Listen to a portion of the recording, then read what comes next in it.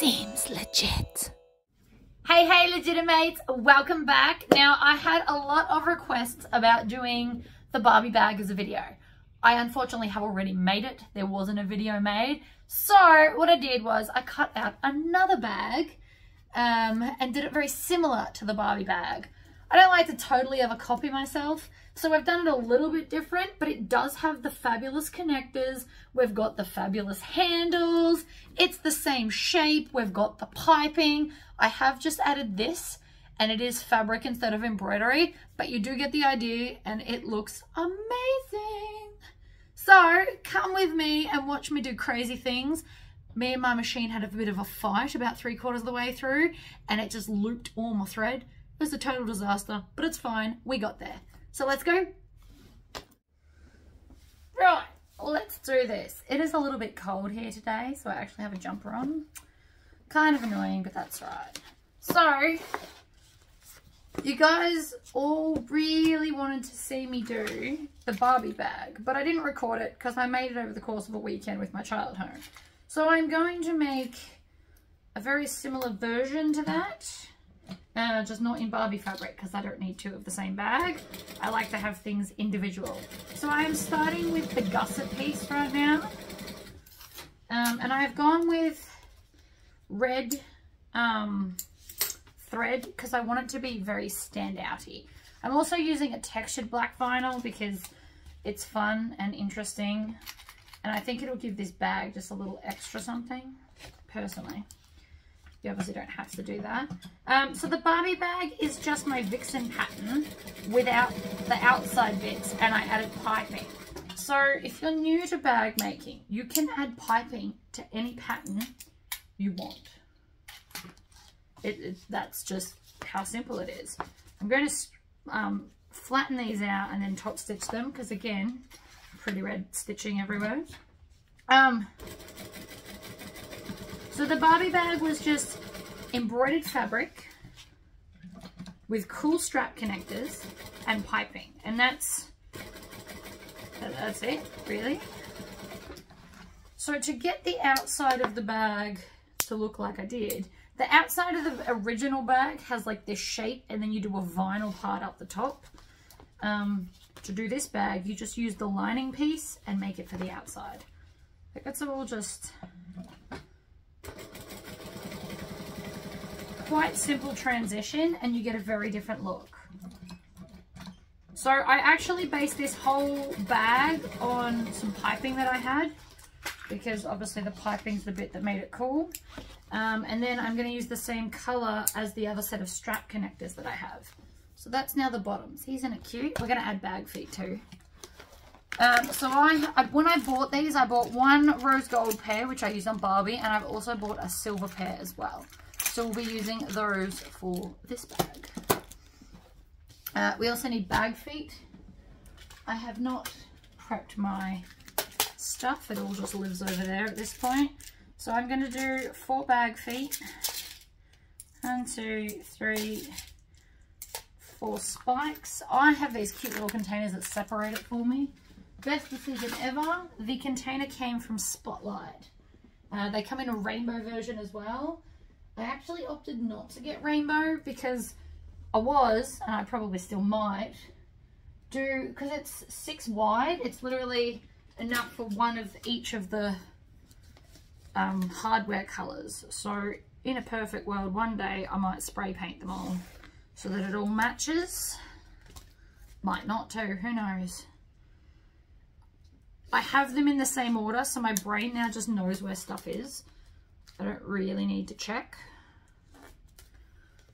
Bag feet, you can kind of put them wherever you want. I like to put mine in a bit. Some people in their patterns put them like right at the edges. Some people do 5. Like, you can do whatever you like. I am not the boss of you on that one. So I've got my hole punch. So you just hole punch anywhere it intersects. I'm going to try and get motivated and organized this week and actually mount these permanently to something. It's going to make me very happy to do so. I've got 2. So I have one permanently with the hole punch and then just the rivet press, and then I take them out to do other stuff, and then as soon as I finish the other stuff, whatever that may be, I instantly put these back in because these are the ones I use the most. I do more rivets and or bag feet than any other thing with my hole punch. So now you always want to have the dome facing up, and then just push them down till you feel them kind of click in. If you don't click them in, they won't be hard enough and they'll fall off after about a week. Bag feet. Done. You can also use screw-in bag feet. Alright, so I'm just going to grab from the top of the pile. This is going to be my zipper pocket because I did not have enough fabric of this other one. And I've also decided to use one of my zipper overlays just because I thought it'd look cool. All of this stuff was from my stash. I am on a mission to empty my stash at the moment. I have too much fabric, I say, as I've just started something else. So if you're not in my Facebook group, let me keep you updated. I am going to start a series where you send me your ugliest fabric and I'm going to turn it into something fantastic. I can't guarantee it'll always be a bag. It could be anything. I haven't yet named the series. I also don't have fabric yet. But this is a thought I had while helping my friend go through some fabrics that were really ugly. They were from her quilting days, so they were just like blenders, and a lot of them were like very, very old. Not that there's anything wrong with old fabric, but some of them were very, very ugly. And it's given me the idea to do an ugly series. I don't know what I'm going to call it yet.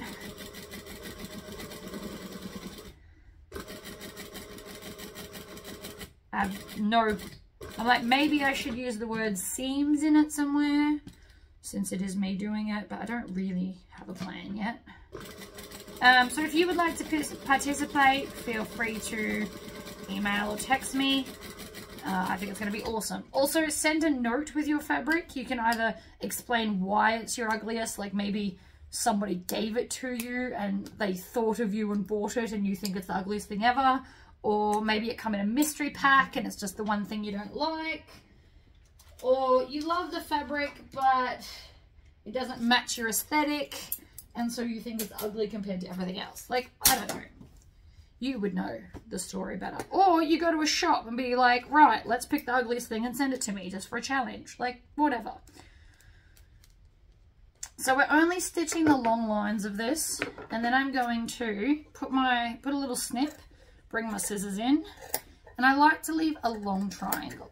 I know I say this a lot, but in case you've never watched one of my videos, long triangles, guys, not short little ones. They are harder to maneuver, and then you spend extra time on them that you just don't really need to do, in my opinion. Okay, so I need to go and iron this down, and then we're going to put our zipper overlay over the top and make it look extra fabulous. Now, my zipper overlays are perfectly designed for my Tory pockets, and this is slightly shorter than the actual rectangle so that we won't see the edge bits. It is designed like that before anybody gets them and freaks out. So I'm going to go and iron that flat because I can't do it by hand, and we'll come right back. Alright, so we're ironed all flat, and just for people that need to know, if you attach this upside down, when you fold this pocket piece down, in your pocket, everything will be up the right way for the part that you see. Nobody ever sees this wall, so that's why I do it like that. The other option is don't use a directional fabric. You can also cut them and adjust them, but nobody is buying a bag to check the other wall to see if the fabric's upside down. So long as when you look in the pocket that the fabric's the right way, everyone seems pretty pleased so far. I have never had someone come back and complain about it, ever. The other option is you do the facing method. I do this way because it's quicker and it's got less pieces. It's not to say I don't like the facing method, it just means I'm lazy and this is quicker. So I've put 1/4 inch tape on the top and the bottom, and then we're just going to lay it over my pocket and stick it down.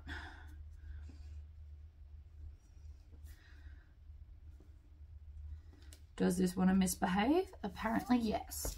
So now I'm going to stitch the outer edge with my top stitch on 4, and I'm going to move the pocket out of the way the whole time. So I'm going to start in this corner, and I'm going to leave lots of tail so that I can tie it off. And then that way you won't see where I started and finished.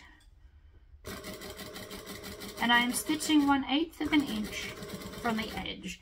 And yes, I am losing my voice again. I should probably go to the doctor sometime soon. My throat doesn't hurt, I just have no voice. Makes 0 sense to me, but what do I know? And I'm just constantly using this hand to push all the fabric out the way. I only want to be stitching the vinyl to this. So now that I'm here and the tails are closest to me, I'm going to pull the back one. I always do like a full circle, and it creates a little loop that I can then take my pen awl. I love this. Love all my awls actually. It's weird how happy they make me. I'm very appreciative of my gifts, so thank you. And I'm going to do 3 knots. 3 is my lucky number. 4 starts to like extend out and too much, and I find that 2 isn't as secure as 3, so that's why I do 3.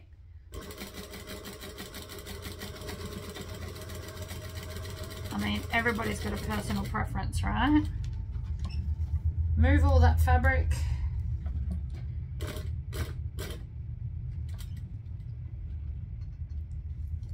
Pivot. I always like to get my needle right in the corner. And then we're going back to the start. I need my light on. I can't see. The lighting in this room is not great. I am going to have to work on that. Alright, and so then again, we're going to pull on this. It's going to create a loop. Sometimes it's going to create 2 loops, in which case you just pull on both of the strings and it tightens itself up again. You can also do the back stitching thing, or you can stitch through the first one and then just do 1 lot of back stitching. That's 3. Trim that off. Ta-da! So now we just need to pick some zipper tape. I don't want to use rose gold because I'm using silver hardware. That's all gold. Aha! Red will do. I'm going to use solid red. So you just need a piece that is as wide as here. Also, fun random fact, you do not have to use the same zipper tape on the inside as the outside. How big's that? That might be big enough for a pocket pal. So I'm going to keep that. Might not be too, who knows? I will find out when I'm actually doing one. I'm going to use a smooth criminal because it's what I've pulled out of the tub. But I might use chunky on the outside because then I could attach a tassel, because I have become a little bit obsessed with tassels again. And my mission, when I've got some spare time, is to write an SVG file for a tassel, or just go hunt one down that is the same size that I need for tassel caps, because I think that would be great. So I'm just lining it up in the middle, and then I'm going to slide it under and come in front of the zipper. In front of the zipper is important. It's where you want to be. And then I'm going to use my fingernails to make sure it's sitting in the middle. Now, if you want to, you can use double-sided tape for this. There's a 1/8 of an inch size that you can use. Needle down, pivot over the end. I'm going to pivot, and then because I'm near this, I'm going to come to the back, pull it, and tie it off. I am mainly doing this because the opposing colours will be very noticeable. 1, oh, missed. 2, and 3. Trim in the bin, flatten her out again, Let's do the other side. Needle down, and now that we're here, I'm going to zip this closed, and it's going to stop the distortion of the stitches to go around the zipper pull. You can also use a size 3 in here if you would prefer. And then I am going to go into that first hole, pull it out, make sure I leave some tails, flip it over, and tie it off. Again, you don't have to keep doing this. I just am.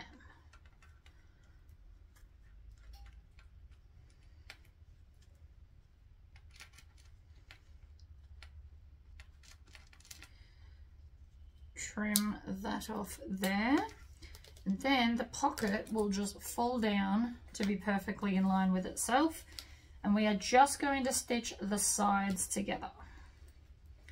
So I usually use about a 3" to a 1/2 seam allowance. You can do whatever makes you happy. There is no right or wrong answer to that. It's just sew the sides together securely.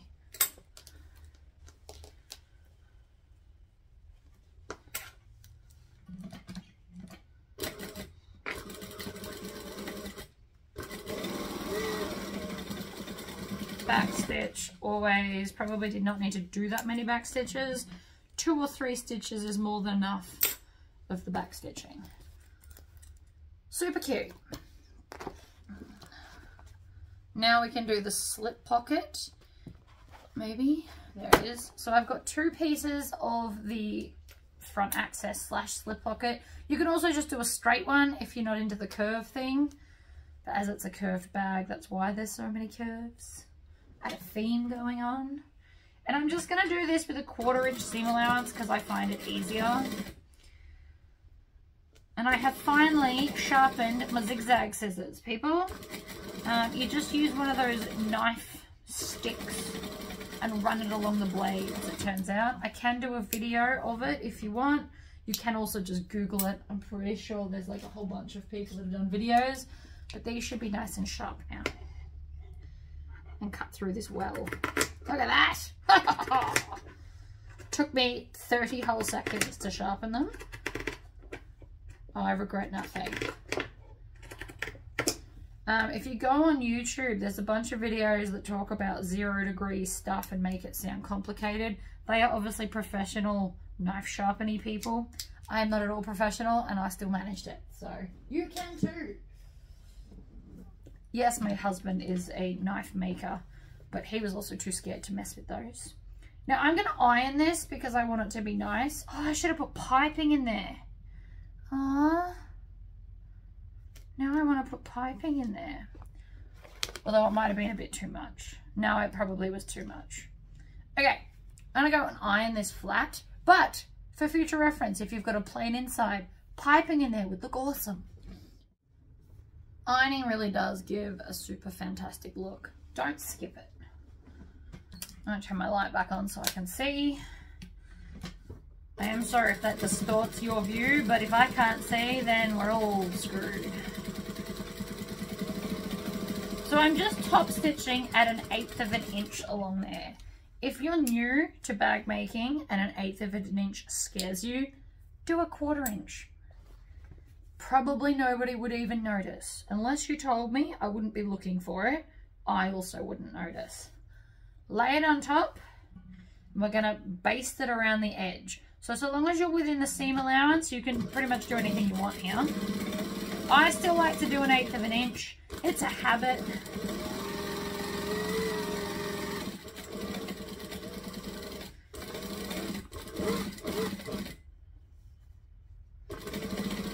And backstitch. You don't have to backstitch, it's just a habit. Then I'm going to fold this in half and I'm going to find the center. And I didn't do it before because I didn't have all the layers and it makes it just trickier. Find a center top, make a small snip and also cut off those tails because they're annoying. And then I'm going to rule a line that is removable. So I'm going to use my friction pen, which you can get from like supermarkets and office works and stuff. And I'm just going to draw a line up the center. And that's the center where I'm going to separate the two pockets. Now you don't have to do the center. You can do 2/3, 1/3. You could do a 1/4 inch each side of this and have a pen hole. Whatever's going. Pick your style. Stitch, back stitch. I always go from the bottom up because then this has no way to kind of wrinkle because you put it in the wrong spot. So bottom up is always the best way to stitch these on in any kind of slip pocket. Bottom to top. You should try it the other way just to see what I'm talking about. You always get like a little ripple. It's the worst. Okay, I am going to open this zipper because we're going to need it open later. They are now the inner pieces done. I've done the outer bottom half of the gusset. Let's do the bottom half of the lining. So this is nothing spectacular. I've used the same fabric all along. This again was from Spotlight. It's one of their blenders at the moment. We all know how I feel about geometric stuff. That just made a big knot. No idea why. Usually it's something to do with the bobbin. It looks fine too though, so who knows.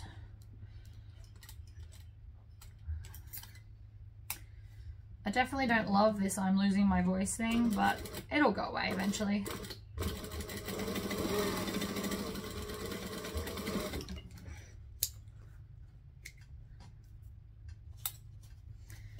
Alright, other side.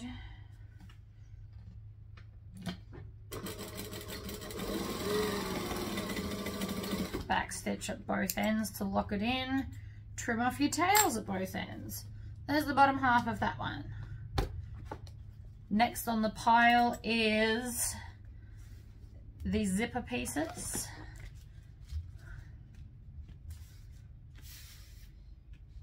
Now you will notice, I don't know if you can see this, see on the edges where the foam isn't? See how it's gone a little bit more flat? I've actually managed to iron out the print a little bit. Luckily for us though, we're not going to see that bit because that's the seam allowance.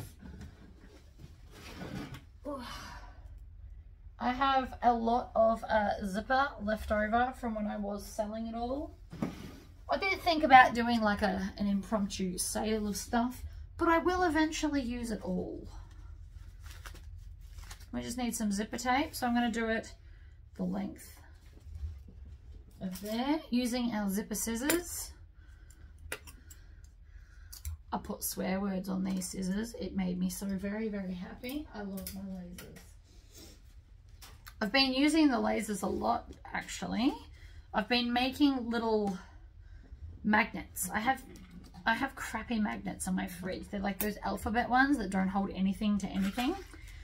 So I bought a pack of a lot of magnets from Bunnings. You get like a lot of magnets for stuff or money. And they're perfect, but then they're boring. So I've been using the leftover bits of plywood from my bigger jobs to cut out, to be honest, maybe mainly Mario and Luigi characters, because that's what my child's into. But I did also make a Get Swifty one from Rick and Morty, and Open Your Eyes Morty as well, because it just makes me happy. I'm going to do some Archer ones as well. Adult comics are funny. Anyway, so my fridge is progressively becoming more exciting, and then I'll let Jesse colour them in with textures because it makes him happy to be able to do more art stuff. We do a lot of art stuff in this house. After school today, we plan on making soap. Just because I bought a kit. Why not? So now that that's all clipped, we're going to stitch with a 1/4 inch, and I'm on 2.5 stitch length because that's my standard normal for me.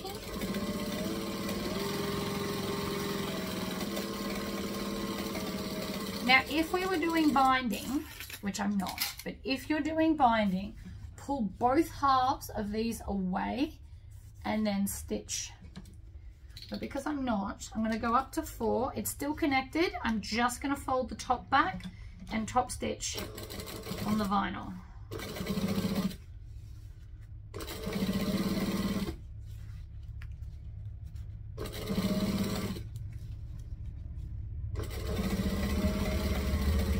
And that will help the bag sit nicer, and it'll look pretty because it's decorative. Definitely worth the extra step, in my opinion. Pretty much everything I'm saying is in my opinion, is it not? But if I was to do binding, because you can make this bag with binding, if you're a lover of binding, I actually don't know if I've done a video about that yet. I should look. If I haven't, I'll do another bag because I love making this bag. I'm actually quite impressed with the fact that I could draw these shapes. I still shock myself with the amount of things I can and can't do.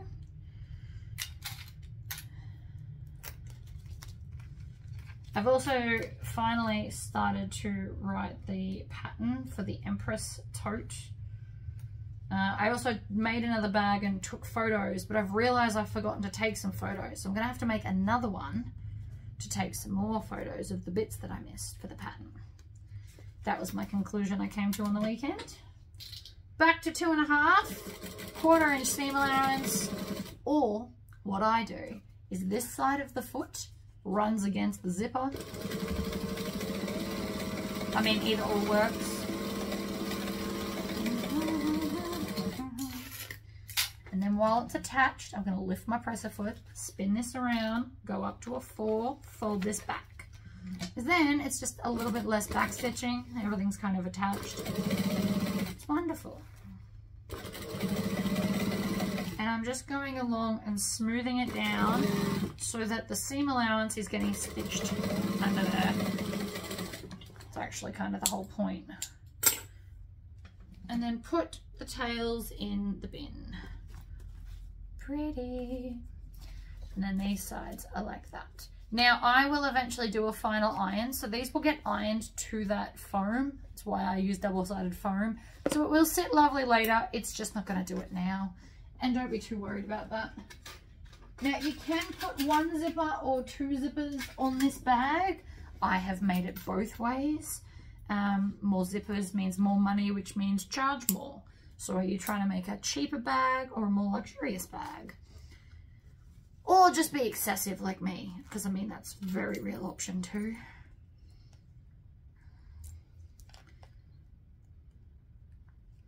Pop it in, push it down, zip it on.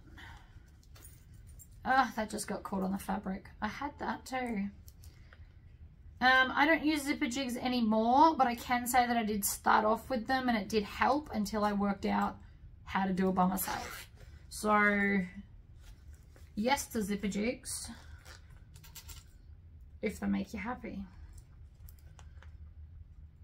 I've seen lots of people use lots of things as zipper jigs. I actually, at one point, made my husband make me one. Just making sure it's even. It looks even to me. It's always good to check. And I have made my, I'm just going to chop this bit off because I cut it too long. It happens sometimes. And you can tell because this is woven and can't stretch. So there we go.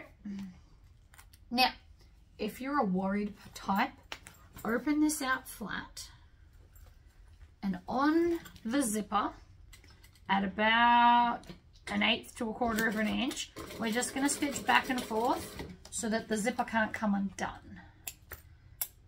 This is important because we don't want to have to pull them all off and go again. So do both ends. It just stops it separating because now it can't. It is a helpful little tip to do on all bags. Once your zippers are on, seal the zipper off. All right. You'll notice I haven't done the outside yet. We're getting to that. It wasn't on the top of the pile. So I'm going to line these up. And if you're using a size 5 normal size 5 zip, it should line up perfectly. If you've used a different thickness in zipper tape, because they do sometimes come a bit thicker, you will find that when you pull this like this, it won't perfectly match up. You will find that it might be a little bit bigger or a little bit smaller. You just trim it down to fit. And this is true for all bags ever. If they stick out the side, trim it down so it fits.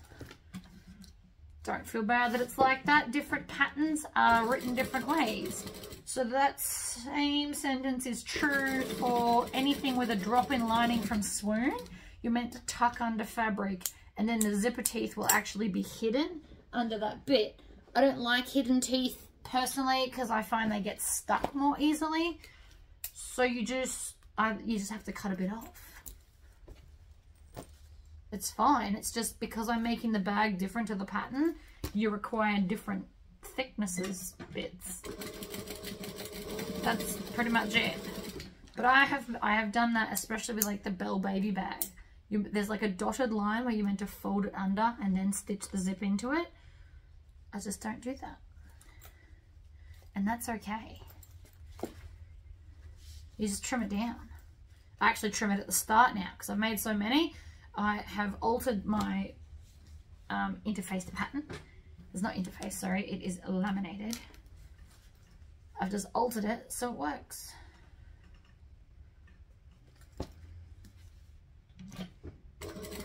Alright, stitch, back stitch. You go up to the zipper. Don't stitch over the zipper yet. Also, don't forget to stitch the zipper later because I did that the other day and then I had to fiddle a lot to get it done. I mean, I got it, but it was a very fiddly process. Not super ideal, I'll tell you that right now. Although, because I have sealed the zipper, it can't come off even if it does go down into that area. Another good reason to stitch the zip. So now we're going to do the exterior. We always do the lining first because it's less bulky and easy to maneuver. If you did the exterior first, it becomes clunky and annoying to try and stitch the other half on, is what I've personally found. Now, if you're doing binding, you sew all of these at once and then you don't have as many tails as I do. But not everybody likes binding. So either do all the look of or whatever your reasoning is. That's fine. All patterns can be written all ways. You just got to do some fiddling. So now I'm going to have both of these flat and I'm going to stitch over the zipper of all 4 bits. And then I like to zigzag down because it just reinforces it. Make sure nothing can come out. Do make sure you get your zippers on though, because unpicking that is a nightmare. Look at it all. Make sure your zippers are on. Alright, other side. I clearly like red this week, by the way. I have a lot of red bags around me at the moment. I didn't mean to. I really wanted to use this. My whole bag is based around what I had in my stash that matches this. Part of me wanted to do a carnival bag, and I still might, but that's going to be a lot of like, it'll be like a quilted themed bag in vinyl, and I'm going to have to do a lot of stitching, which I will, and then I'm going to get some kind of very cool embroidery design, which my brain has just remembered I've already got one. So that might come up soon too.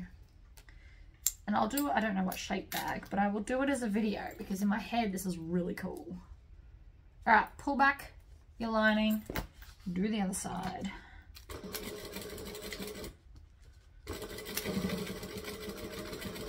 Back stitch. You don't have to back stitch that much, that's a bit excessive. Alright, fold both of these flat and then stitch between the two.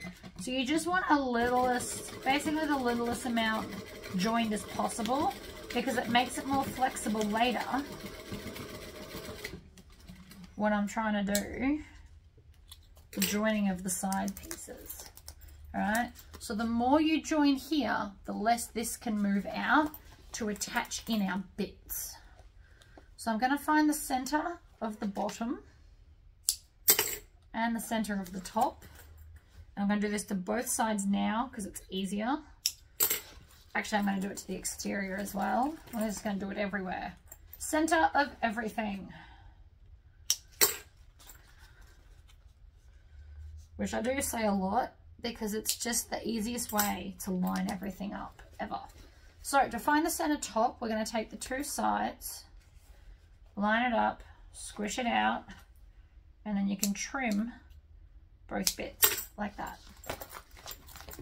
Other side, find the center, move on out, pull it tight, center and center of the lining. Voila! We can even attach the lining pieces in now, and then we'll do the outside because I'm getting there.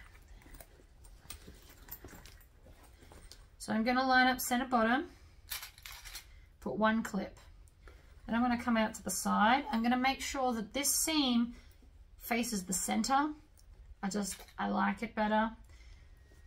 You can top stitch the inside if you want. I actually plan on leaving this gap here to turn the bag through, but I wanted to clip the center to make sure it stayed in the center. And then I'm going to come to the top and clip the top. And then before I go any further, we're going to put 3 clips here. And then I am going to unzip the gusset. And the reasoning for that is it's much more flexible now with it unzipped. It's less harsh, much easier to maneuver. Now, hold it as the 3D object it is and add your clips around the curve. The whole top's a curve. Pretty sure I drew a circle and attached it when I made the pattern. Very curvy. Did that deliberately. There are less curvy versions of bowler bags. Heaps of them, in fact.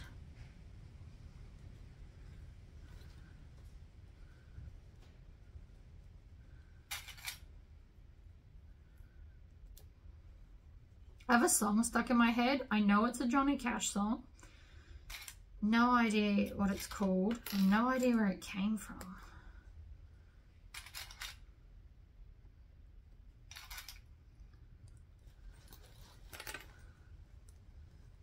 Alright, so again, top, curve, hold it as the 3D object, add your clips.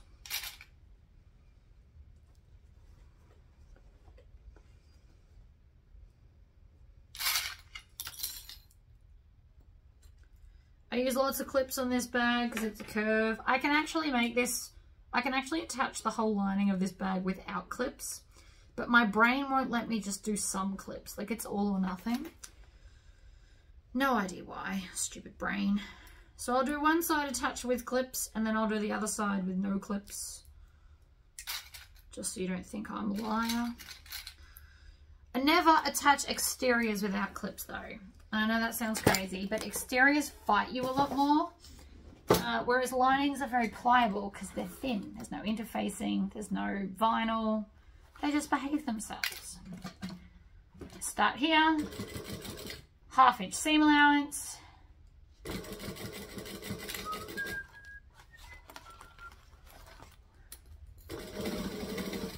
Round we go. Now when we get to here, see how I've got to fold this back? The more you attach, the less flexible and pliable it is. And that's why we only do that little bit. Always try and stop with the needle down. Makes the maneuvering much easier.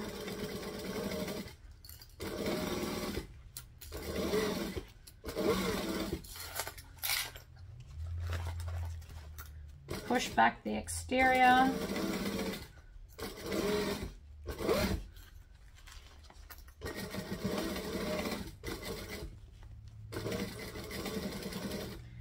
Round and round. And back stitch. So that's one side, looking fabulous. If your fabric, actually your exterior has a direction, might want to think about that. Mine doesn't, which is why I didn't mention it before now, but it's just occurred to me that yours might. I always like my zipper pocket on the back wall. That's what made me think of it. All right, so I line up the center bottom. I'm going to start at this end.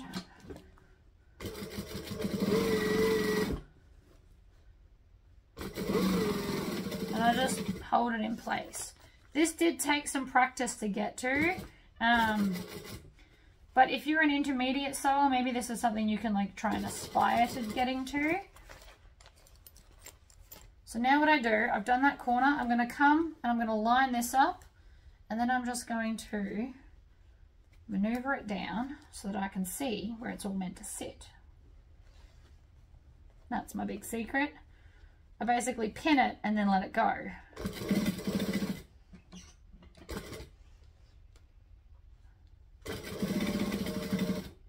Needle down, readjust.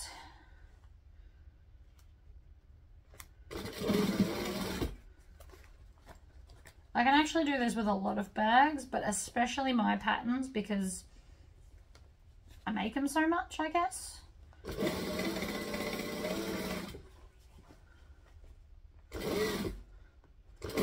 I mean, the sewing part's slower, but I also don't have to spend all that time clipping it down to begin with. So it's ultimately quicker, I would assume. I've never actually timed it. I suppose I could go back and look at the timings on this, but I'm really not that fussed. I'm not all about timing myself on a bag, because if I time myself, I'm more likely to make a mistake. But, finished that with the perfect amount of bobbin. I just won bobbin roulette, guys. Absolutely, I just won that. That's awesome. And on camera too. Now I'm going to come along and trim off all of these ridiculous tails that I apparently have everywhere. And voila. Now we can move on to the exterior of the bag. So I have centered this chick on this side and the other chick on the other side, because I personally couldn't decide which side I like better. So we need, I'm actually adding some vinyl fancy bits. They're handles, they're strap connectors, and the piping. So I'm going to start with these. Now, yes, Barbie didn't have these. Barbie had a different thing going on. I designed this just, there's a video on how I designed this actually, if you want to go back and look. Literally a video on how I made random accents, and so therefore how you can do it to any bag pattern. And then I laminated it so it won't get wrecked, and then I don't have to redesign it again.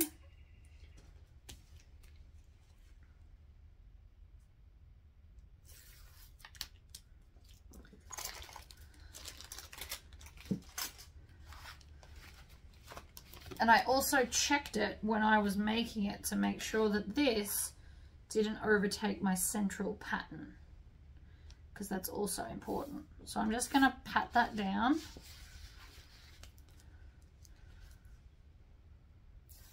This was a Spotlight fabric ages ago. I have it in teal too, but the teal version I'm going to turn into a dress because I've got heaps of it.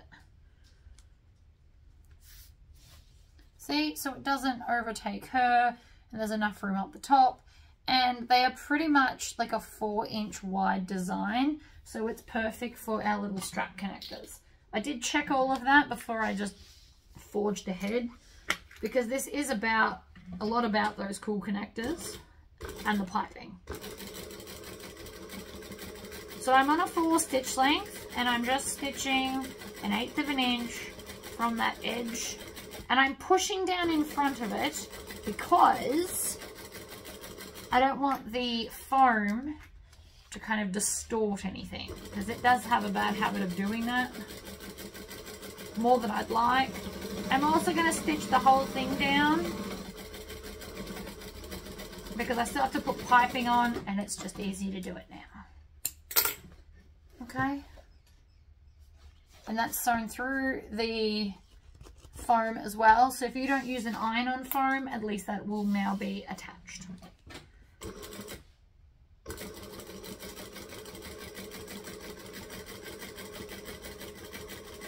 You also notice I don't go too fast. That is because going too fast with this many layers tends to make little glitches, and that's annoying.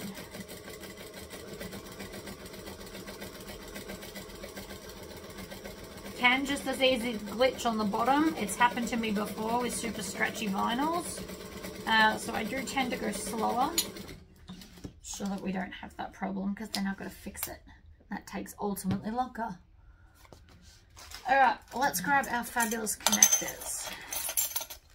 So, in the pack you'll get 4 connectors, 4 gaskets, and a bunch of screws. Now you just want to line this up to know which holes you need. So we need to use the middle hole on both. Oops. And that's how we're going to line them up. They've also got plastic on them to stop them being scratched, which I do like quite a lot. And they're so cheap. I do actually think I'm going to order more of these. Now, description for everything that I can get my hands on currently is in the description of this video. So there is a link directly to these. I just think they're extra pretty. I'm also throwing out all the rubbish as I go so I don't have to deal. Alright, ruler and Chaco pen. This is a chalk dust with a little wheel on the end that disperses the chalk dust, and then you just wipe it off, for anyone that doesn't know. So the first thing I need to do is find center top and center bottom now, before things get too out of control. Center top, center bottom, check. The designs are 4 inches, and so I'm doing it 4 inches. See how it works out perfectly? You can ultimately do whatever you want, because I'm not the boss of you.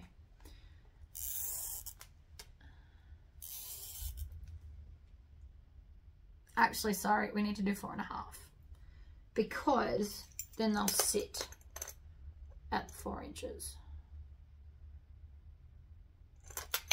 So I lied. So probably didn't need the first line. But anyway, it's fine. Like I said, they just rub off. Then I want to go, I'm just trying to remember what I did last time. I'm pretty sure I did 2 inches down from the top of the bag.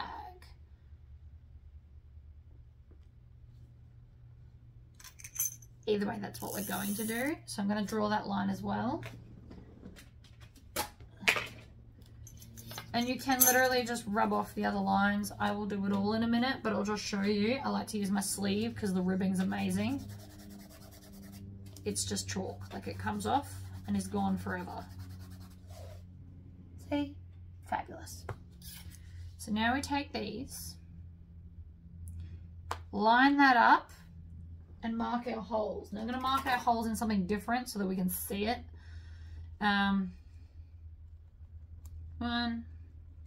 2,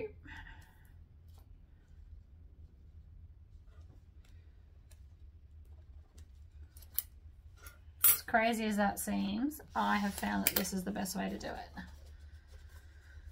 But again, if you have a different way, you go right ahead. This is just what I'm doing for them. You also can have them lower or higher or wider or skinnier, whatever. I'm not the boss of you. Never have been, never will be. So from the center, we are going 2.5 so that I don't have all those extra lines. I really wish the song would get out of my head. I don't even know what it's called, and I don't know most of the words.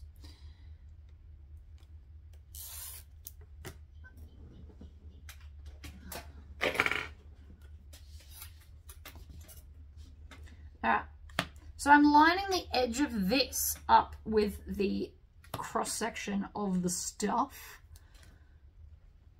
And then I am just using a friction pen to draw the little circles. And then we can use my hole punch to actually punch the holes. This just helps me find them. You won't see this, so if you wanted to do this in a permanent pen, that would also be fine. So I don't know if you can really see them. They're like really tiny little circles, but that's all you need, and you just need it for yourself. So if you struggle with seeing those, maybe draw them, then do them. Draw them, do them. I can see them fine, but it would depend on your fabric and your vision and stuff. So I'm just going to punch right in the middle, that one. You can also twist this a little bit. Might help you get a bigger hole, just to make it a bit easier. Sometimes just punching the hole is not enough. So if you twist it, kind of attacks it a bit better.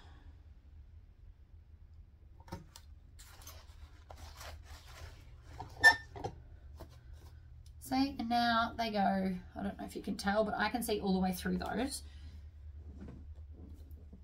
Let's do this one. And I used a pen that's a different colour to all the print on the fabric, so it does make it quite easy to see. You could also use a like leather marking pen or pencil or whatever they are. Chinograph, I think they're called. I have one. I have a green one and a white one. So if you had quite dark fabric, use a light pen. Okay, so now before I attach them, we're going to rub off that chalk dust because it's easier to do it now rather than later. And we've already punched our holes, so we don't really need them anymore.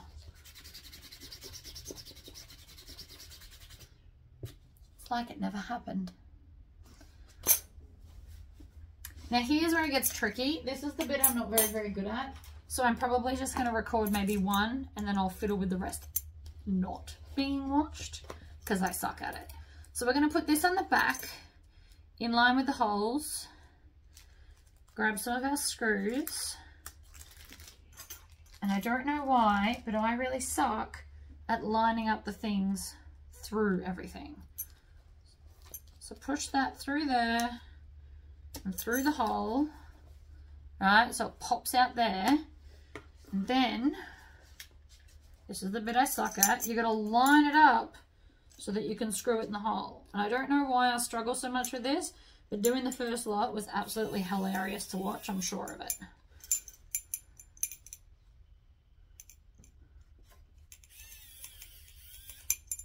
See what I mean? Like I just can't get it to grab. And it's on me. It's because I don't use these often enough to have a trick yet. I'm sure there is a trick. I'm sure gluing this to this would definitely help my cause. I might try the top one first, see if I have any more luck at the top. So I make sure that I push this down so it's all the way through, but it's lining it up when you can't really see what you're doing that I think is the bit that's I'm struggling with. Ha! Ha ha ha ha! Look at that. Oh, no. Spoke too soon. It was in, but then I twisted it. Out. Oh, that's in. I'm not going to do it all the way up tight until I get the bottom half in, because I'm probably going to have to maneuver it again. And you would think that the second one would be easier, but I promise it's just not. I absolutely just suck at this.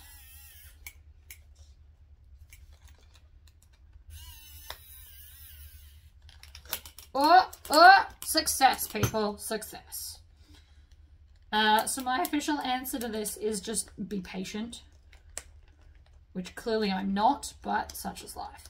And then you're going to tighten them up as tight as they'll go, so we don't want them falling out. You can also put some glue on them if you wanted to as well, but it looks fabulous, doesn't it? You've got to remember that there's still a seam allowance, so they'll sit up like this on the bag. They might even be a little bit too much for this size bag, but I personally like it, and I'm sure other people have my similar tastes, so it's fine.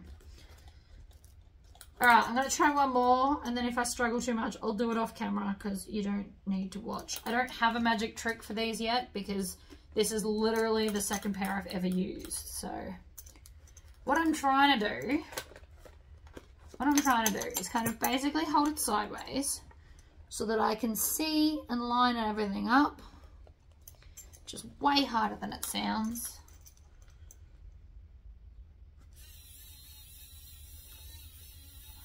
Like it looked lined up, clearly it wasn't.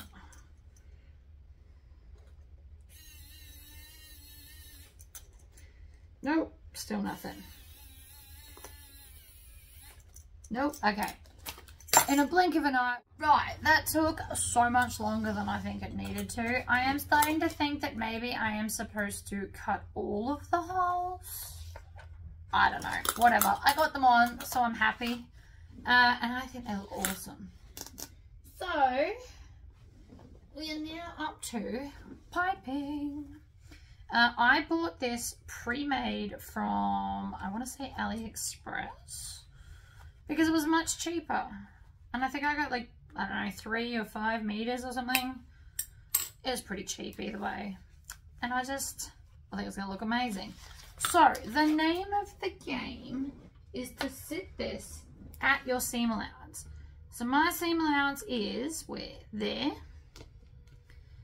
And so if I want that to sit in there, I actually have to, this bit, when I make piping, I make it so that there's like 1/2 inch from the piping to here. They don't do that in pre-made stuff. So there's the first downfall. So what I actually have to do is kind of hover it about 1/4 of an inch away, or 1/8 of an inch. Either way, so it's going to sit about there, which is fine because I knew that from the pink one. But I'm just showing you. So you've got some options. You could draw the invisible line. We could just wing it like I'm going to do. I'll clean my floors. It's going to go sit down there. So what I'm going to do is I'm going to start in the middle and I'm going to have, I don't know, about 1 inch that I don't stitch down. We're going to use just the normal foot. And so basically what I'm going to do is my foot will be against the fabric and this will line up with the middle of it. So that'll give me 1/8 of an inch without really doing much work towards it. So we're going to start here. We want to leave a little bit. I'll show you why soon. And we're just going to stitch around. Now I'm using currently a size 3 stitch length. You can use whatever you like. Now when we get to corners, we can still do that thing where we clip it if you want to. It has been cut on the bias though, so you don't have to. It's also why I like pre-made piping. It is so much easier. Less stuff for me to do, basically. Okay, so we're just going to work our way around. I'm not going to clip it or pin it.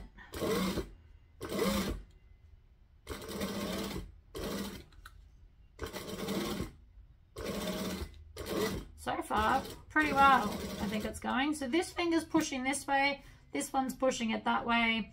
It's all working out.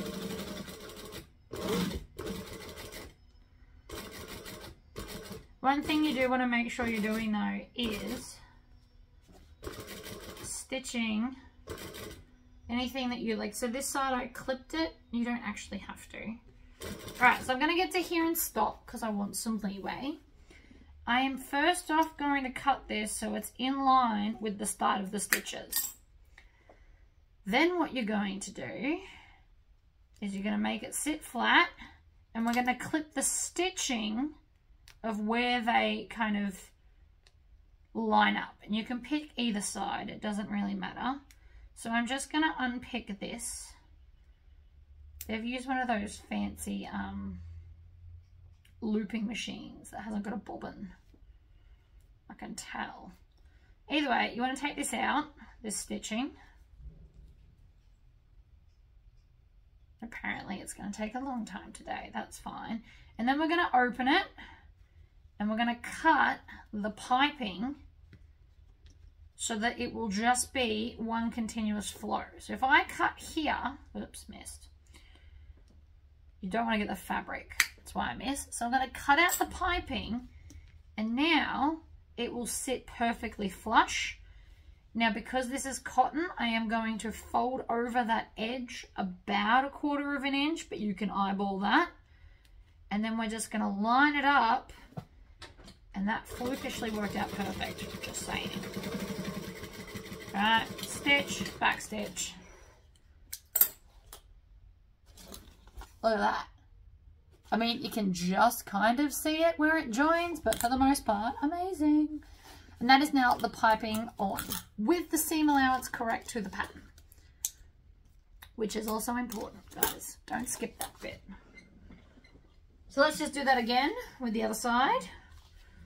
And then we're going to change over to my piping foot. I love my piping foot.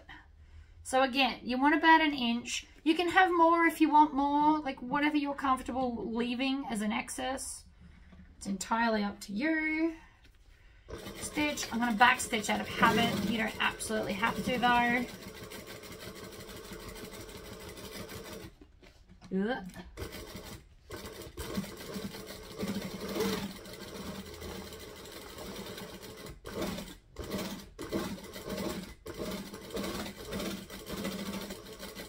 Yes, I rev my machine. Sue me. Makes me happy. I'm also going to put that down there. And that's fighting me on that end.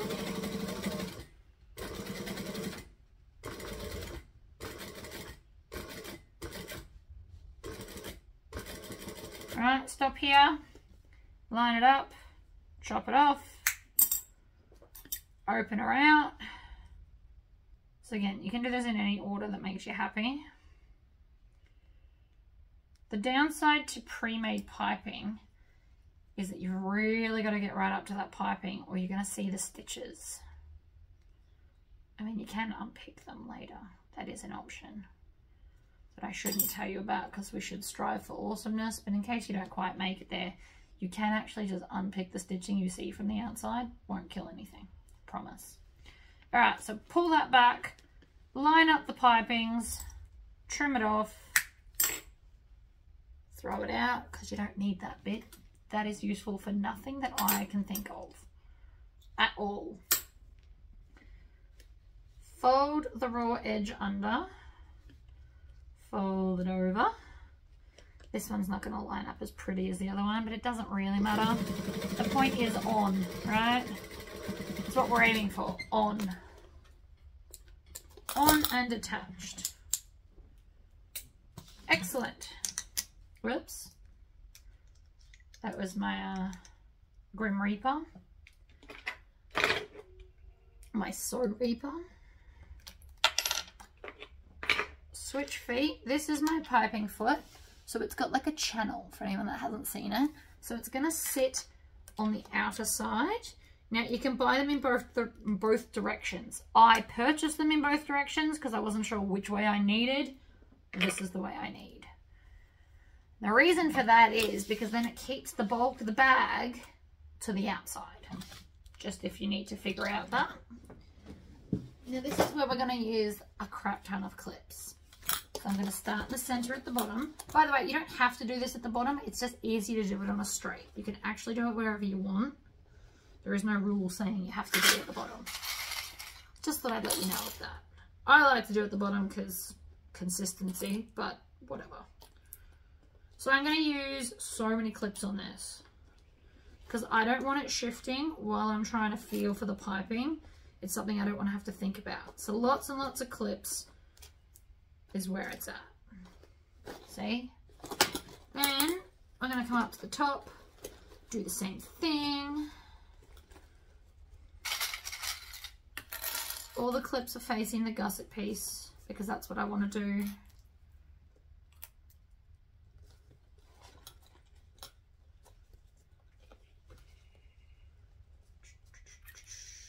Clippity, clippity, clip.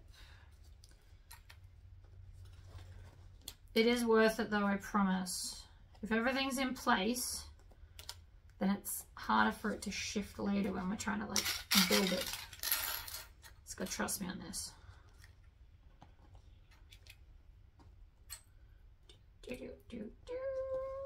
Make sure the corner's in. I mean, that's a lot of clips, not finished. If you don't own this many clips, sew your bag in sections. That will solve the problem. So you can do like a quarter. I'd probably start with the bottom, just FYI. Then do the top bit, and then do the sidey bits. Doesn't matter if you sew it in sections. Also gives your hand a break, because this can be strenuous on the hands. The whole piping thing.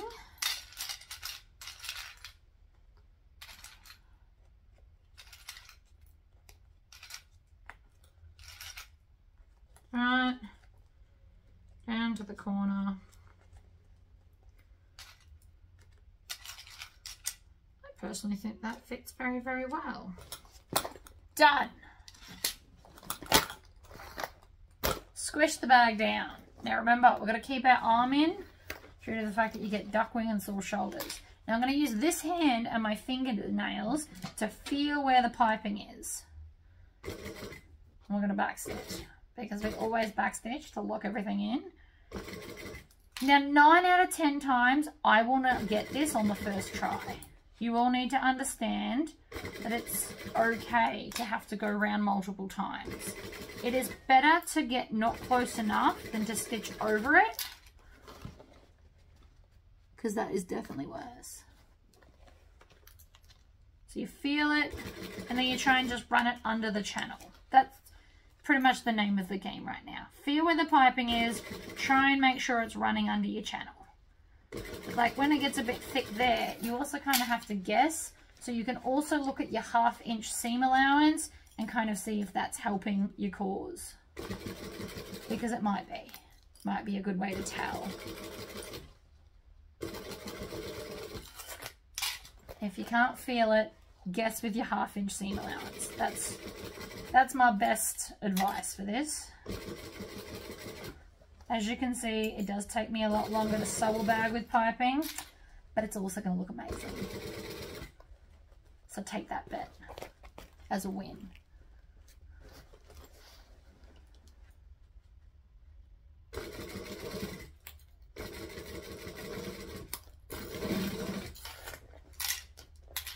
Like I said, we can always go back and do a second line. Oh, it's getting a bit hot.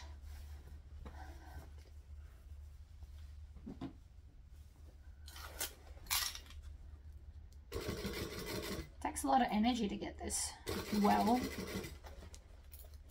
And I can see my arm sticking out.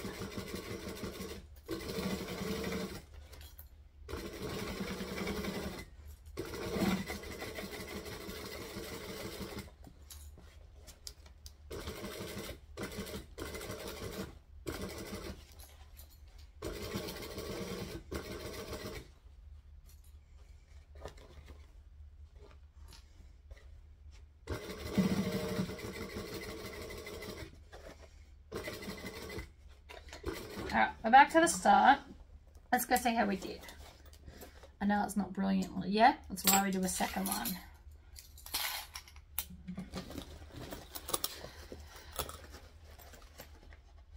So here, I've stitched a little bit too close.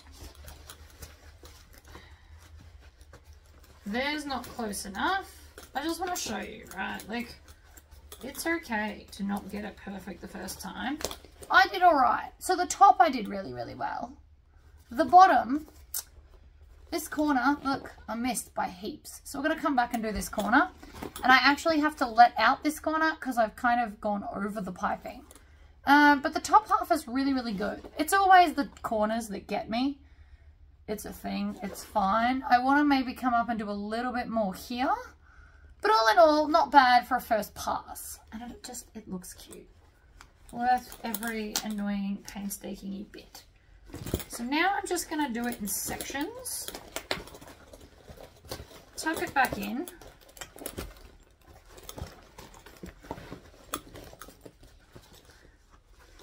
Alright. So I just want to come into this corner again and just get a little bit closer. So you can pretty much just do one stitch in from your original stitches until you're happy with the results. Alright, so it's like one stitch closer and then turn it out and have another look. And I got most of it except right there needs like another stitch in. And this is the game you pay with piping. But again, worth it because it'll look amazing. That hopefully is it. Yeah, see? Ta-da! So that's that end. This one I have to let out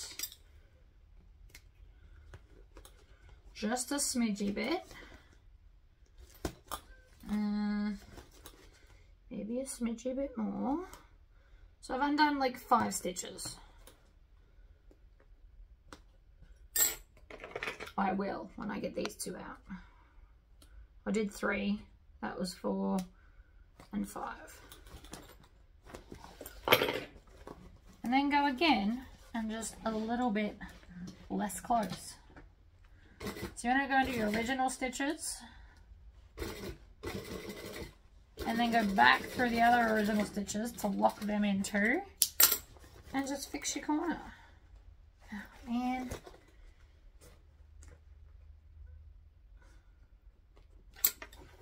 Definitely just made it worse. Hold up. I went too far in instead of going back, and there's my piping on this side. So that's not quite what I was aiming to do, to be honest. We've got to go the other way. So instead of a stitch in, we have to go a stitch back. I like to use my sole to unpick most of the time, although this is just not really working.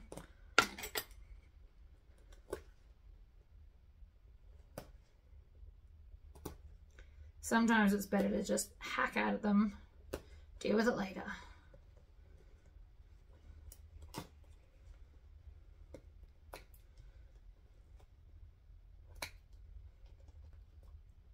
And I'm just cutting it until we are back on the correct side of the piping. I can pull out all the bits later. We don't have to do it right this second.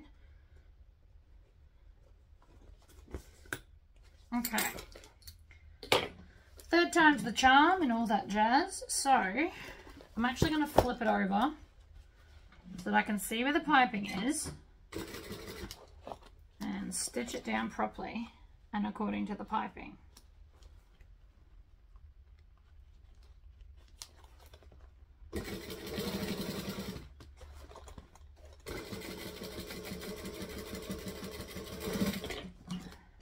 Sometimes flipping it over is the best way.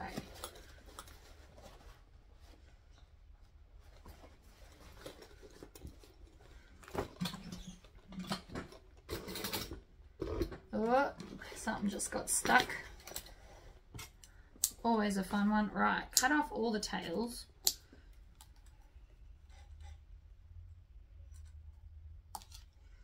Trim all of that. Try that again. So I've got it. I've just got to finish sealing up the hole that I just created by doing all of this. Right.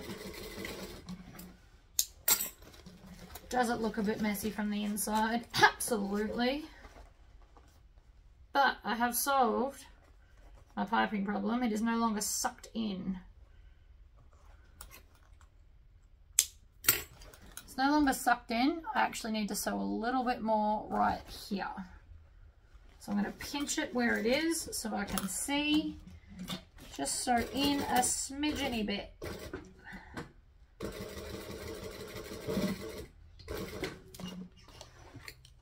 And now my thread is shredding itself. Of course it is. That can be a lot of things. Right now I think it's just to annoy me.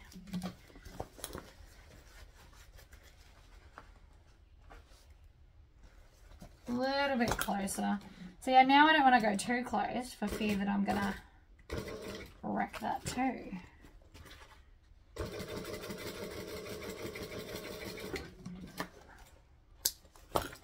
That should be it. I hope so. It's the most demanding corner ever.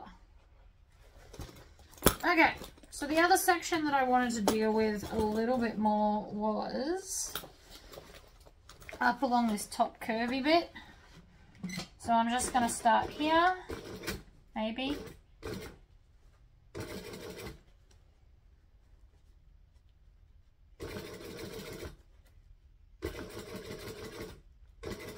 And I'm just stitching right next to the original stitches because they were pretty in tune with everything.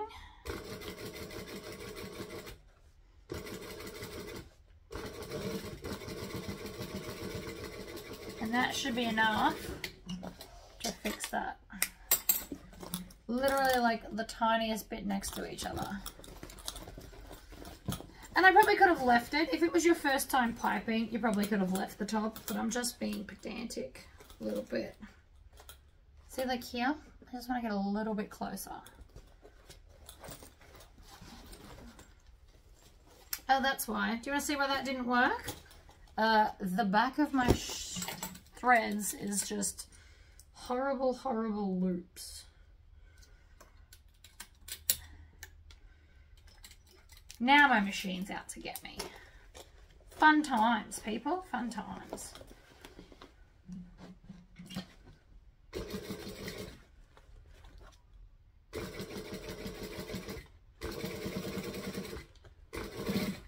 So I'm just going to sew straight through that whole nightmare.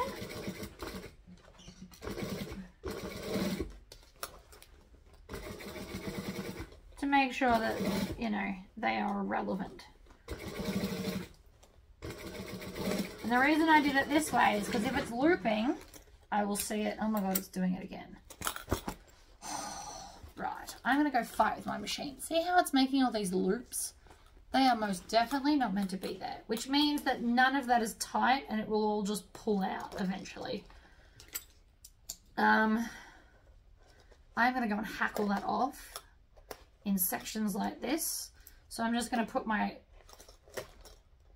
sewing thing, just going to cut it all like this and then pull it all out from the other side. I'm going to go fiddle with my machine until it's fixed because I have no idea why it's doing that. There's nothing wrong with the bobbin. And then we will come back and restitch it all. Okay, I got it. I rethreaded it because the rethreading will fix 90% of all problems. Rethreaded my machine. I got it on. We are done.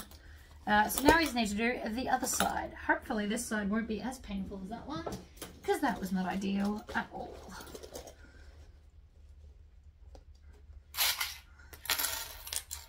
Alright, so start in the center. Work my way out.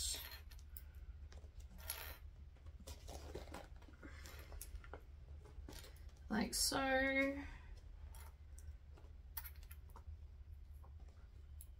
But basically when I get out to the base, like the edge of the base, and then I will switch to the top.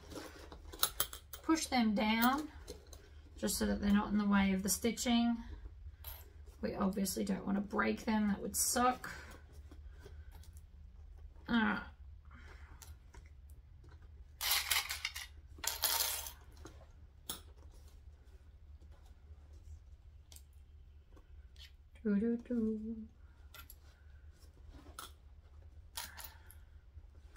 Working my way around. Make sure that this side, the seam allowance points towards the bottom. I always point them down and then to the center. Same goes for dresses and clothing. Let's point them down. It sits nicer. There's obviously a few exceptions to every rule, but when in doubt, push it down. Okay, other way. We're nearly done, and then we're just going to make some fabulous handles.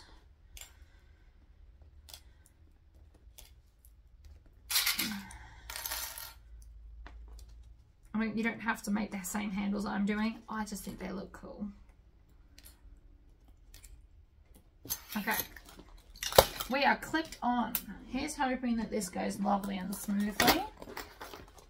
Probably not, though. It's not how my day is meant to be planned out, apparently.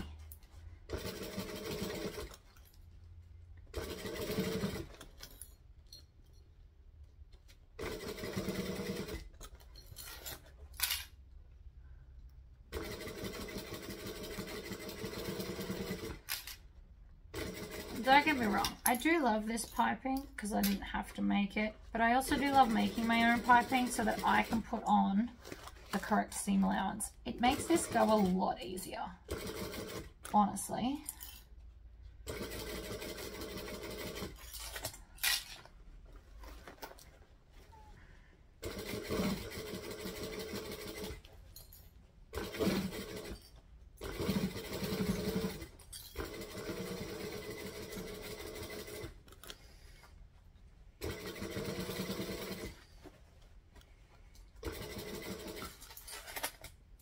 clean up your clips as you go. Also trying to give myself good posture while doing this and tuck my elbows in. I feel ridiculous. I'm sure I don't look it. I definitely feel it though.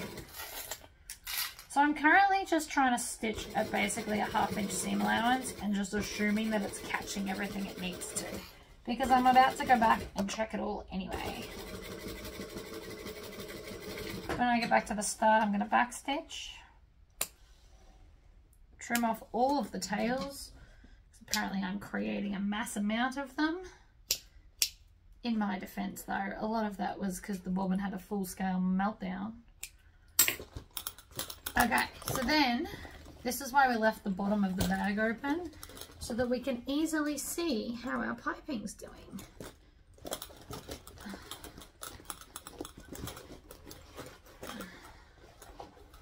The corner looks good. I'm checking the corners. The bottom will be fine, but it's always good to check the corners because that's where most things can go wrong, right? I'm going to do a little bit closer in this corner because it needs it. Just a little bit though. It's amazing what a very skinny extra stitch line can do.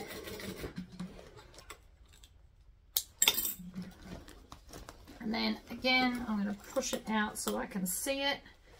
And look, see how now we can't see any of the stitching? Like, it's beautifully in there.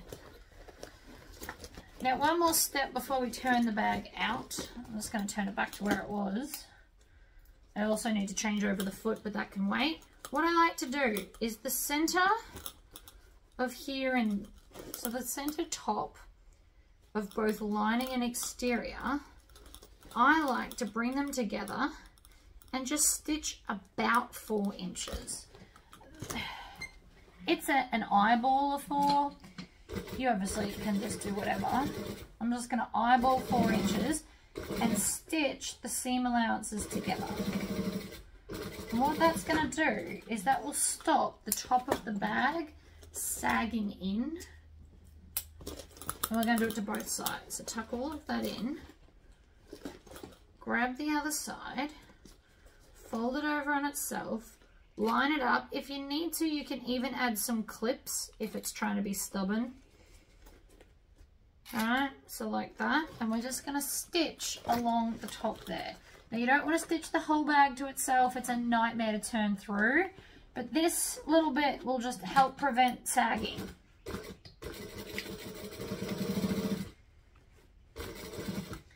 And again, it's not a lot, it's not the whole way around, and you can do this with most bags, as long as it's like a little bit.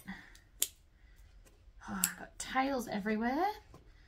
These are all from that very naughty thread. I did get most of it out. I've decided I don't care enough to get all of it. Nobody will turn the bag through. And then I'm just going to cut off the excess on these corners, because again, it's going to help the bag sit better.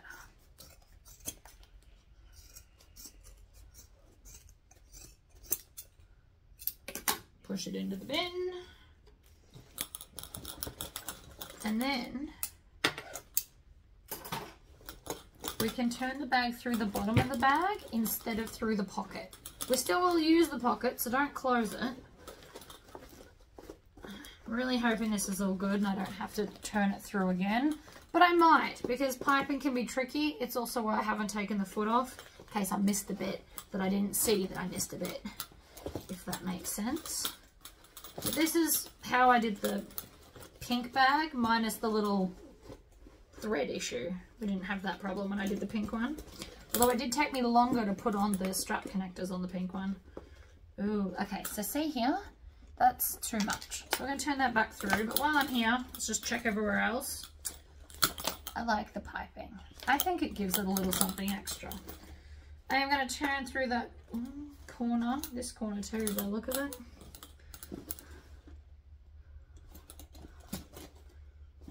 So this one here, but I don't need to turn the whole lot through. I can just pull it out. Do it, maybe.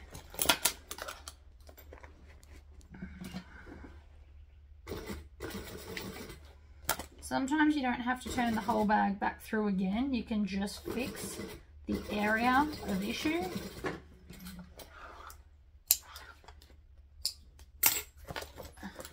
It looks awkward to do though. I promise it wasn't bad as you think it was. And then this corner, grab it.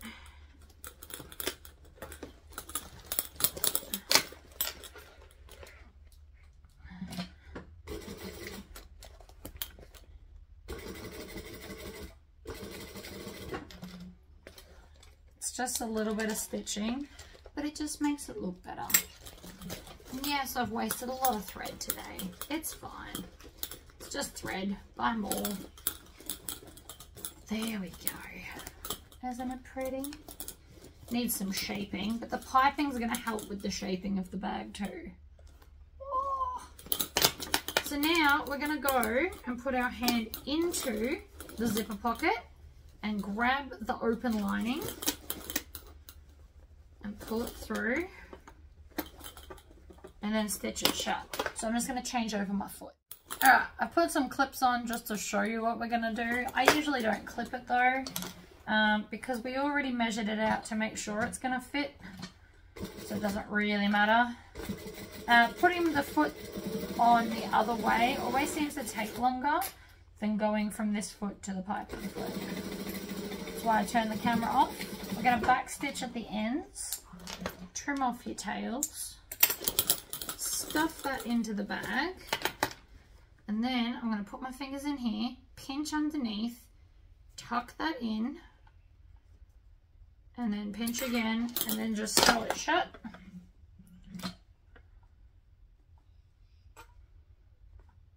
And I've cut out a matching NCW for this, so this will be sold as a set, and I'm thinking I want to do a 3-piece set with this. Oh no, run out of thread. I was so close too. I've got enough to fix this, and then I'm going to need a new bobbin for the handles because this one's also nearly empty.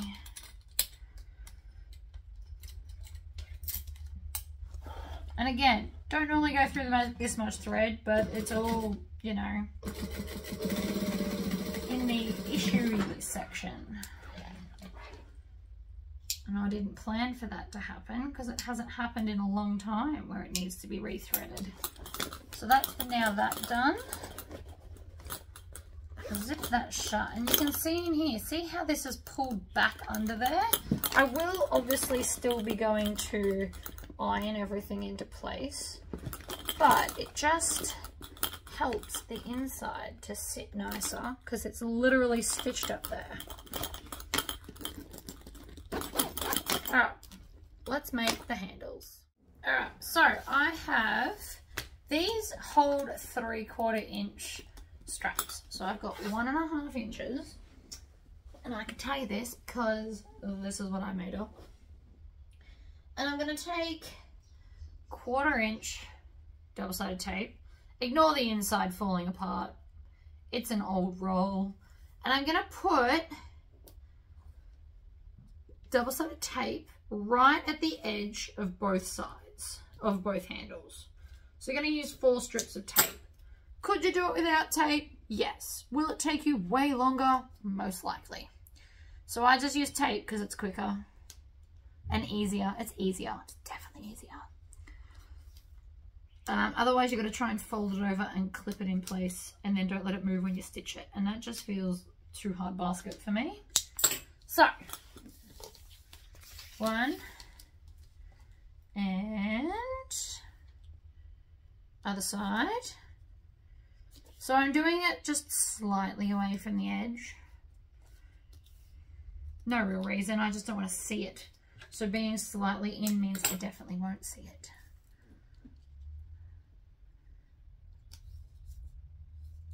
Now I would, in a perfect world, put strap ends on these as well if I had them.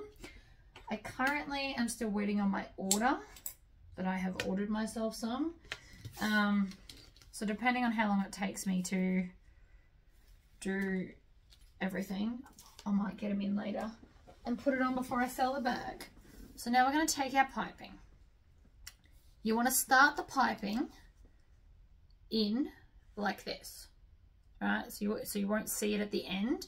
You're basically veering it in just a little bit. And then I like to flip it this way so I can see. We are going to put the piping right at the edge of the vinyl. So you don't want to see those stitches. You want to stick it down like this, like really super duper close. So I find it easier to do it from this way.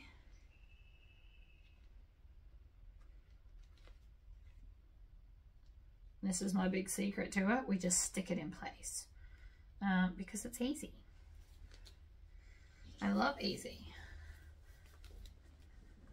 The other option is you can lay it down and then just bring this down and stick it on it like so. Alright, you want to get right up close to the piping though, because you don't want to see those stitches. Same as always. So when you make your own piping, this is a little bit easier because the stitches can be a little bit further away. But that's all right. Now you could do this on a double scale where it's on both sides of your strap. You'd obviously just have to cut it all a bit different. And then when we get to the end, again, we're going to veer it in so that we won't see it and then cut it off. So that's one strap attached. Then we're going to take off the double-sided tape on the other side and fold it in half and stick that down too. So the first side's always trickier. All right. You also probably want to put a clip on the end because we veered it off with the piping. Sometimes it likes to just lift and be naughty. So I like to put a clip there. It stops that problem. And then we're just going to keep folding it along, sticking it down. And we're going to do the open edge first. So I'm going to go up to my 4 stitch length like I've done for the rest of the bag. I'm going to start here and we're going to stitch, back stitch. And then I'm just going to stitch as close as I can, which is about 1/8 of an inch from the piping.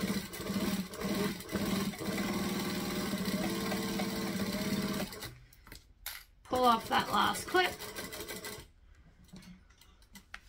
We're going to go down.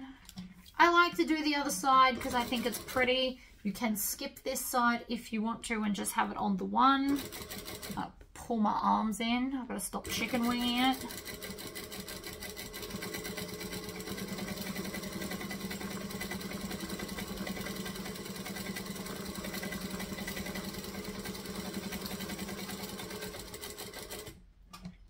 Down, pivot, across the bottom, back stitch. And there is your fabulous strap. Super fun, relatively easy. We're going to do another one because, you know, there's 2 straps. I am slightly worried this will get dirty quick, but, you know, whatever. It happens.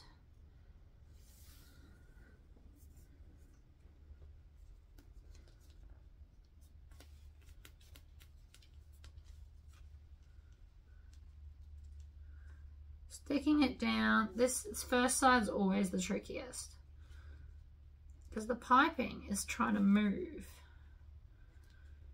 You don't need a thicker tape though. You don't have to use a thicker tape and think it's going to make it easier. In this particular instance, that's not the case at all. And I mean, you don't have to buy stripy stuff. I really like stripes. It's like my jam.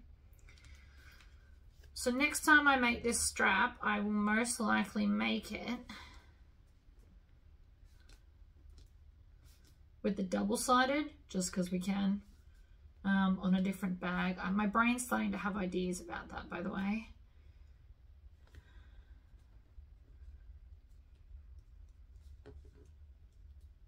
All right, veer it in at the end, trim it off. Like that. Peel off the backing and then stick it down.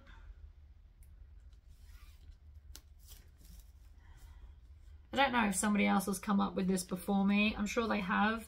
I think I've seen something similar where people use like zipper teeth in it. Very cool. Same principle. Double-sided tape is your friend, not your enemy.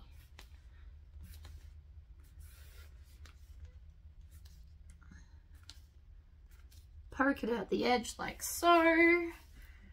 That whole time I had my knee lift. I don't even notice I do it anymore.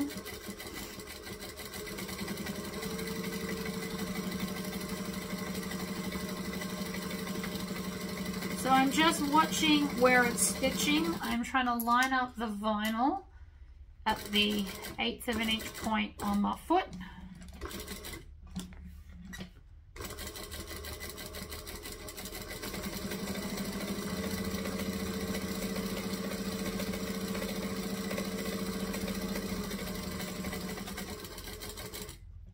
I think I've done good.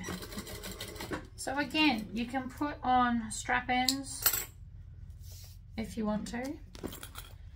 I plan on putting it so that this will come around like this and the piping will be on the outside of the strap because again, it's cute.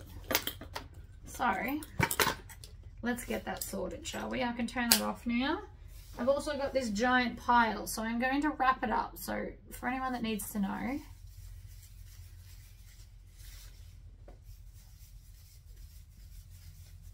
I just figure eight it back and forth. I have found this is the best way. This is how I store pretty much everything.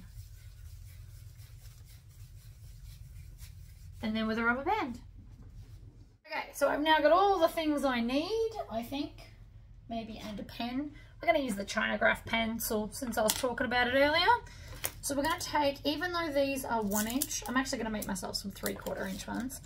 But I'm just going to hold it in the center. You get the idea. So that I can mark the points with which I need to cut. So I personally mark, that didn't even mark anything, how rude. Maybe this one? I do 1/2 inch from the very, very end. Did that work? Oh, kind of. Kind of not. You know what might work? That's the problem with black, you can't see. I'm going to try and see if this pounce will work. So it's going to mark all my lines and then I can just rub off the ones I don't need. Oh, would you look at that? Work like a champion. Okay, so we're going to go hole number 2. And then 1, 2, 3, and then hole number 4. No, wait, 5. 5? What do I normally do? 1, 2, 3, 4. Yeah, hole number 5. Ta-da! And then I'm going to wipe it on my pants because I don't care if I'm dirty. Voila! That was the best idea I've had in a while. Good job, brain. Good job.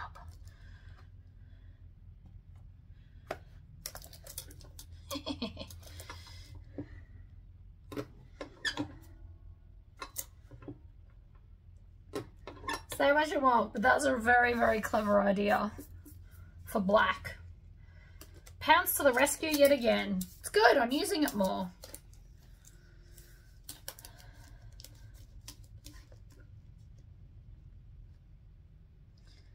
Line it up. Pounce it down. Da, da, da, da.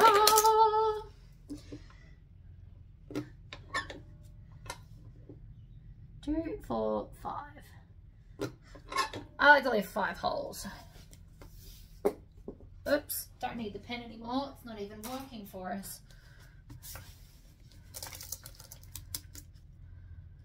It's nice to be able to use tools that I've bought for other non-related purposes. Works really well too. So I do 2 hole 2 and then hole 5 up from that. So hole 2 and hole 7 if you want to look at it like that. I love these. I'm working on a new template person. I've also got a whole bunch of coming from my old template guy that he had on a shelf, pre-cut. So bear with me on that, but I will have some more templates available soon. So first off, we're just going to grab any of the handles, doesn't matter which, And I'm going to put it in so that the join's going to be to the inside and the piping is going to be on the outside, because it's fabulous and I want to show it off. Put on an end, a cap, and then squish them down. Done. Then we're going to come, I'm going to hold it straight, snake it around, put it in and up, and then I'm going to check it because I really don't want to wreck that. And then again, we're going to put it in, stab it through, cap on, maybe, and squish. You can't tell me that is not totally freaking adorable. I really love how my brain operates sometimes. Sometimes not. I've still got that Johnny Cash song going and I only half know like 2 lines of verse. I know the tune. I feel like that totally counts. Alright, so then we're going to smooth it out, come around, up and in. Stab this through. So again, you could put strap-ins on if you wanted to. You also don't absolutely have to. It's just an option. Alright. The bag does need a Tory squish. So for anyone that doesn't know what that is, we're just going to grab it, violently shake it, and voila. We've got this fabulous gal on one side. This, see here, see that? Tory squish it. Oh, I just looked at the reflection of that. See how that already sits better? Violently manhandle your bag into submission and it will sit better. The piping does help it sit better, but don't be afraid to try and like squish your bag. It won't break, I promise. You are a better sewer than you give yourself credit for. It'll be working out fine, right? Just squish it till it sits the way you want it to. And then I'm going to give it an inside iron and we're all done. So there we go, guys. I will see you next time. Don't forget to like the video and subscribe to my channel. Bye.